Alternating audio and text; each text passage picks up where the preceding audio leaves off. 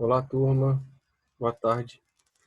Estou começando a gravar essa primeira aula do terceiro trimestre. Como o horário ainda, esse horário da tarde, eu estou gravando, caso vocês tenham alguma dúvida, vocês podem entrar em contato pelo chat. Eu vou estar disponível para poder tirar todas as dúvidas. E mais para frente nós vamos também ter aulas ao vivo para a gente poder conversar, debater. Mas aí mais para frente a gente marca direitinho. Bom, essa apostila, eu acho que quando vocês forem assistir, pode ser que vocês ainda não tenham elas em mão, só tenham elas digital. Então eu falo para vocês que caso vocês tenham alguma dúvida, que vocês possam parar o vídeo, fazer as anotações e caso queiram perguntar alguma coisa pelo chat lá, fiquem à vontade. Bom, vamos lá. Esse título sobre a felicidade, né? A perspectiva sobre a felicidade pelas escolas helênicas. Antes de falar primeiro da felicidade desse ponto de vista, eu só quero lembrar a vocês o que é, vamos chamar de período helênico, né? O que é esse helenismo? Vou fazer um resumo bem rápido para que vocês possam se lembrar. É, após o domínio sobre Alexandre o Grande, né? O Império Macedônico ele acaba adquirindo alguns ideais gregos, até porque Alexandre, quando menino, adolescente, ele estudou com um dos principais filósofos, né, um dos filósofos gregos. Esse pensamento, esses pensamentos de Aristóteles, Alexandre acaba adquirindo para a vida, e todo o império que ele acaba conquistando, aumentando, né, do que seu pai já tinha conseguido, acaba levando a outros lugares, a outros territórios, uma mescla de pensamentos gregos com pensamentos de outros territórios. Esse período é chamado de helenista, período helênico. Por quê?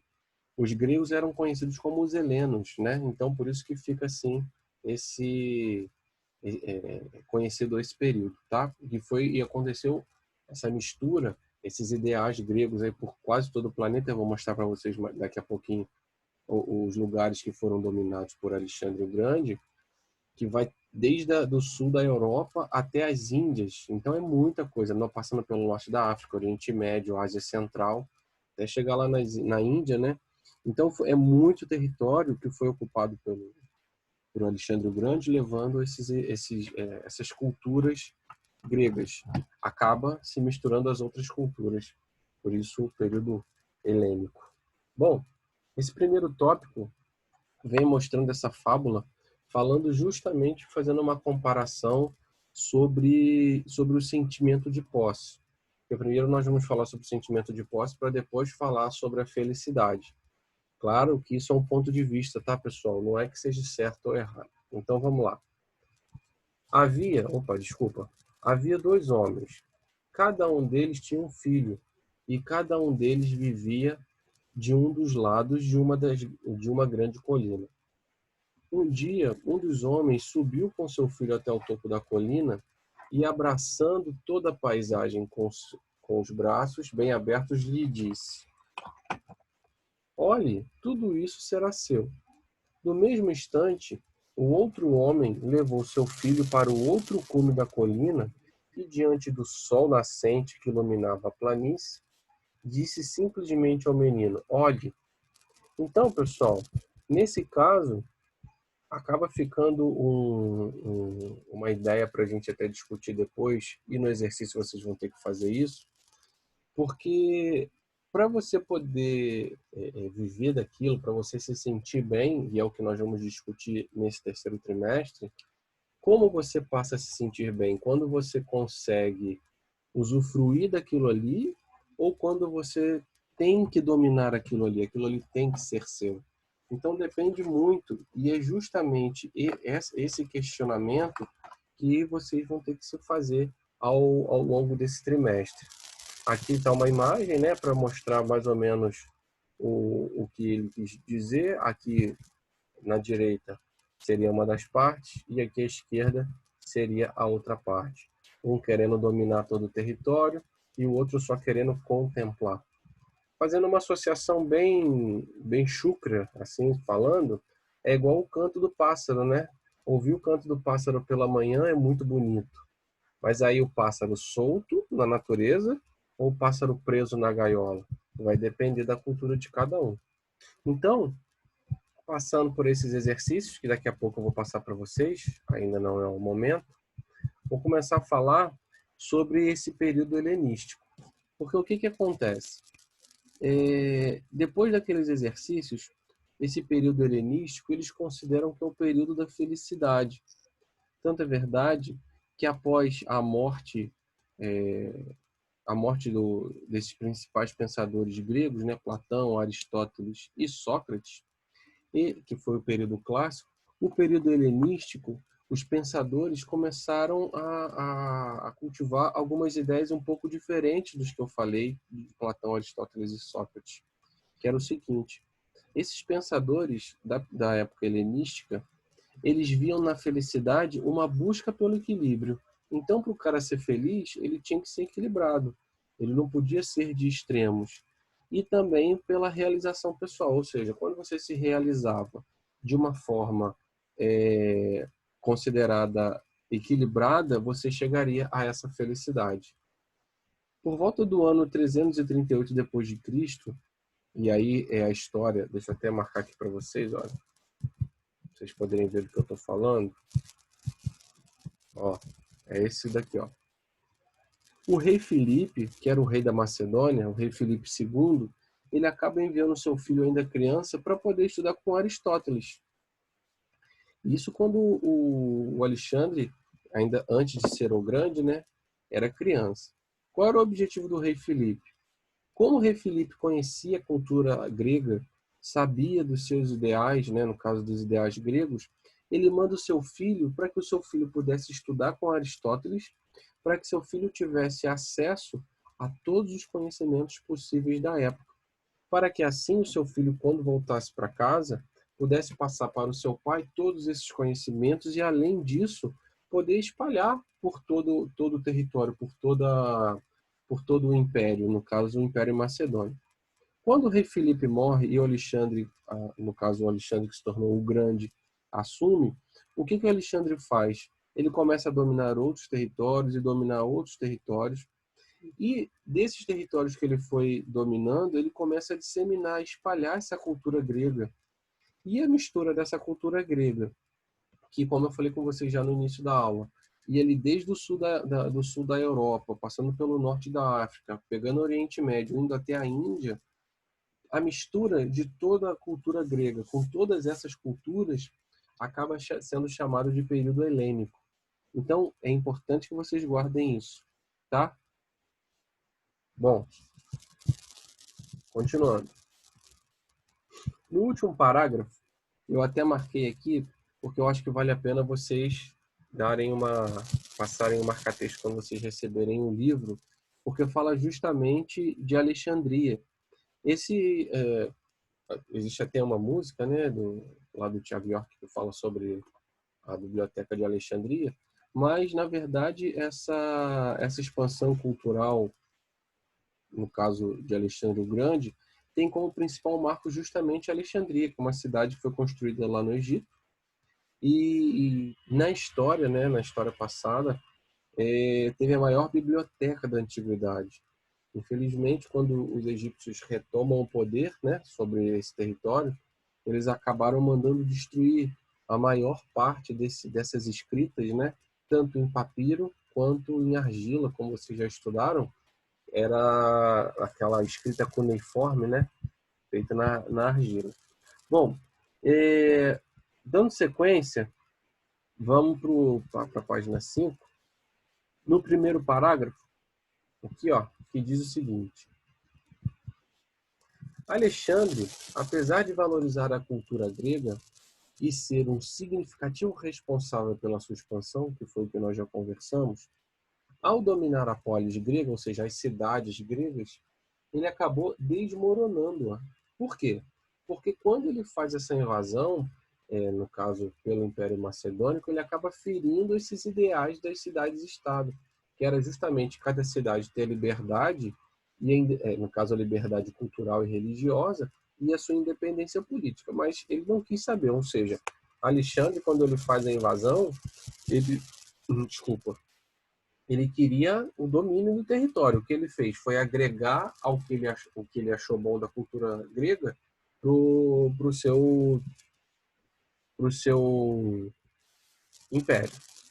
Bom, já nesse segundo parágrafo, essa parte toda aqui, ó, segundo parágrafo, acaba mostrando a partir do momento o que começa a acontecer com as ideias gregas quando Alexandre o Grande, junto da Macedônia, já foram derrotados, já pelo Império Romano. Então, quando Roma acaba dominando, vencendo o Império Macedônico, essas ideias gregas elas acabam perdendo mais força ainda. E aí alguns desses costumes começaram a ser perdidos, justamente porque, lembra que eu falei que Alexandre o Grande só pegou, mesmo tendo estudado com Aristóteles, ele só pegou o que interessava para ele, o que ele achava legal da cultura grega? A mesma coisa foi Roma. O Império Romano só continuou espalhando aí pelo seu império os ideais gregos, o que eles achavam que era bom, o que eles achavam que valia a pena. O que eles não concordaram foi deixado de lado. Ok? Tanto é verdade que, mais uma vez, eu vou falar para vocês aqui, esse período helênico, ele foi de grande importância, porque foi justamente no período desses dois grandes impérios, primeiro o macedônico e depois com o Império Romano, que houve pela primeira vez esse, vamos dizer assim, esse não é contágio, mas essa mistura de culturas agregando um valor final e não cada povo vivendo na sua cultura bem espalhada. Então preste atenção que eu vou fazer a leitura para vocês entenderem melhor o que eu estou falando. Com o fim da supremacia alexandrina, a situação grega não melhorou, ou seja, a Macedônia foi dominada, automaticamente a Grécia seria liberada, né? Os gregos seriam liberados. Não foi o que aconteceu. Uma vez que a morte de Alexandre favoreceu a invasão romana, sob o domínio de Roma, o povo grego afastou-se ainda mais das suas experiências da polis, que a gente já conversou como que era. A filosofia, antes composta pelos ideais de Sócrates, Platão e Aristóteles, baseava-se na harmonia da vida pública. Lembra que eu falei com vocês, eu já comentei com vocês, que na filosofia, nos ideais gregos, a pessoa tinha que saber conversar, mesmo não concordando com o outro, dentro da ideia grega é isso. A pessoa que não soubesse se portar, a pessoa que não soubesse conversar e defender a sua opinião, era uma pessoa inválida, era considerado um inútil. Ela poderia, tanto é que eles defendem o seguinte: quem não consegue defender a sua ideia não pode viver aqui. Ia fazer trabalho braçal, ia fazer serviço forçado, tá? E digo mais, eles consideravam que a ideia de certo era, ou seja, quem era certo era quem não conseguia ser, vamos dizer assim, desafiado pelo outro. Então, se eu falo que a Terra que o céu é azul, vem outras pessoas me contestando. Quem conseguir provar que eu estou errado vai estar com a resposta certa. Mas se ninguém provar que o céu não é azul e eu conseguir comprovar através da minha fala que o céu é azul, essa vai ser a verdade. Tá? Então, isso daí é um assunto que vocês não podem esquecer. Mas vamos lá. Continuando, me perdi. Constituição do cidadão. Aqui, ó. A filosofia antes composta pelos ideais de Sócrates, Platão e Aristóteles baseava-se na harmonia da vida pública. Os filósofos clássicos relacionavam fielmente a vida feliz, a construção de um bom cidadão, que vive sobre a ética e a moral coerente ao bem comum da sociedade. Ou seja, É isso daqui que eu queria que vocês marcassem, ó, porque começa a falar justamente sobre o ideal de felicidade. Ou seja, valorizavam o ser cidadão, porque o cidadão era você viver para a sociedade, viver em sociedade, respeitar o próximo, fazer tudo para o bem da sociedade, não só para o bem próprio. Uma vez que a vida na polis, aqui, ó, era o que garantia uma vida feliz, ou seja, viver em comunidade era o que te garantia uma vida feliz. Isso era um ideal grego. Viver em comunidade te faz feliz. No entanto, com a desconstrução da cidade-estado, fez-se necessário descobrir o que realmente nos leva a uma felicidade individual, uma vez que a perda da autonomia política interferiu para a noção que havia na época da felicidade coletiva. Aqui está falando justamente da felicidade coletiva que os gregos defendiam. Agora que eles são dominados mais de uma vez, tanto pela Macedônia como depois por Roma, esse ideal começa a ser alterado. Já que eles estavam acostumados com a vida comum na polis, em que se buscava o bem-estar de cidade como um todo. A perda dessa perspectiva deixou uma sensação de vazio, a qual foi aos poucos sendo substituída pela busca de uma forma de se alcançar o equilíbrio interno. Então, vai começar a falar justamente nesse período helenístico como que o homem começa a buscar a sua felicidade não dependendo mais somente da sociedade, dependendo sim do que ele acredita, de como viver de forma mais distante da sociedade, não totalmente, tá certo? Tanto é verdade que no final aqui, ó, nesse último parágrafo, fala justamente o seguinte: o período helênico foi de grande importância cultural para nós. Por quê, pessoal? Porque foi o período da maior, vamos dizer assim, de uma das maiores convivências culturais do planeta. Norte da África, Oriente Médio, sul da Europa e a parte asiática lá, a parte central com a Índia, né? Então, houve uma miscelânea, uma mistura de culturas gigantesca. No que se refere à filosofia, o assunto de nosso interesse neste momento acaba sendo as escolas helênicas, que a gente vai estudar na próxima aula. Por que na próxima aula? Porque primeiro eu tenho que falar com vocês sobre a importância do papiro.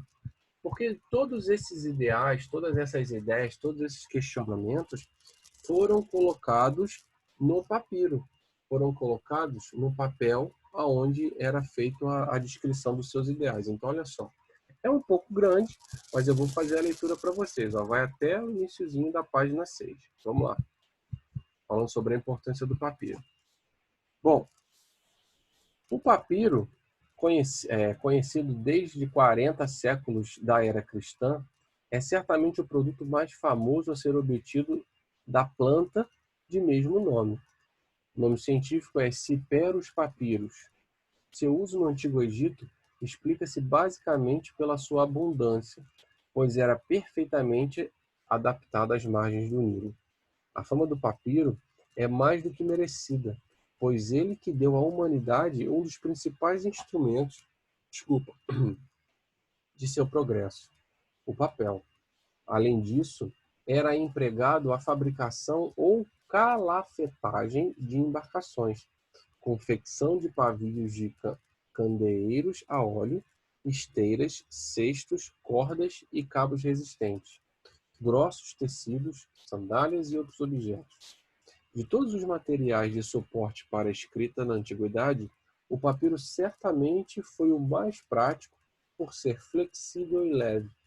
Seu inconveniente era a fragilidade, pois resistia pouco tempo à umidade e queimava facilmente. O exemplar mais antigo que se conhece foi o encontrado em Saqqara, no túmulo de um nobre da primeira dinastia de 2920 a 2770 a.C., chamado Remaca, mas está em branco. O mais antigo exemplar escrito que se conhece é do final da primeira dinastia, formado por fragmentos do livro de contas de um templo de Abusir, escrito em egípcio e hierático.